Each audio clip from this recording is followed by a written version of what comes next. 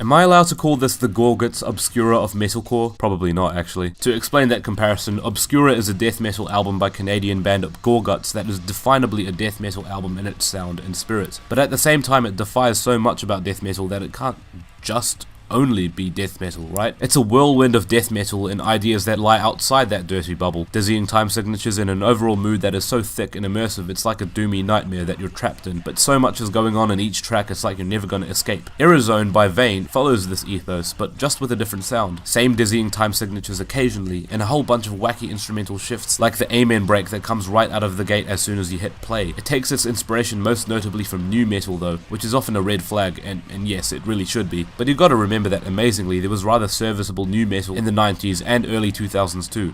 Unfortunately, I'm not very familiar with most of it, that's just what I've been constantly told. Deftones Around the Fur is an example, and that's a good album that showcases what nu metal angst can form that isn't totally melodramatic in hindsight, or in my case, in sight, because I didn't grow up listening to nu metal.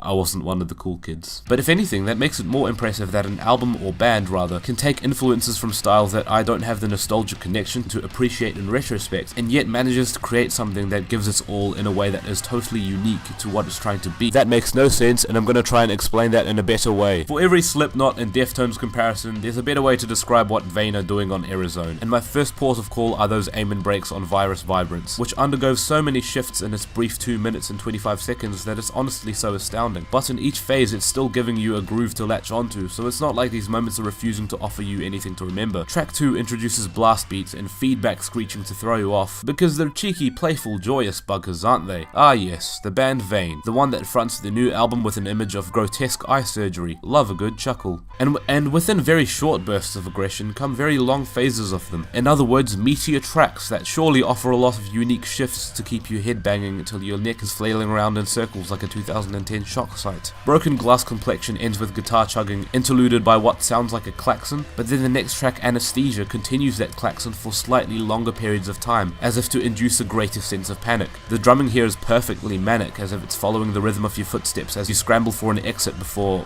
well, let's say, a time bomb goes off, whereas the doomier riffs of the aptly named Doomtech is like the explosion of the time bomb itself, and the moment we finally get cleaner, melodic vocals ends up adding to the anxiety of the album instead of momentarily clearing it up, which I find extremely clever. Or maybe it just sounded cool, and that's why they included it. But I just love finding ways to connect one moment to another, even in a record as sporadic and unpredictable as this. And people say metalcore is rinse and repeat.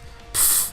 End Eternal is End Eternal. That's all I can say, really. It just destroys me with a machine gun-like riff and a short burst of atonal melody that sounds like said gun being reloaded. Glitchy and rather straightforward in terms of songwriting despite its many unexpected detours, this acts as probably the big climax of angst in the album, and the preceding title track has a liberating passage of actual melody, like melody, singing vocals.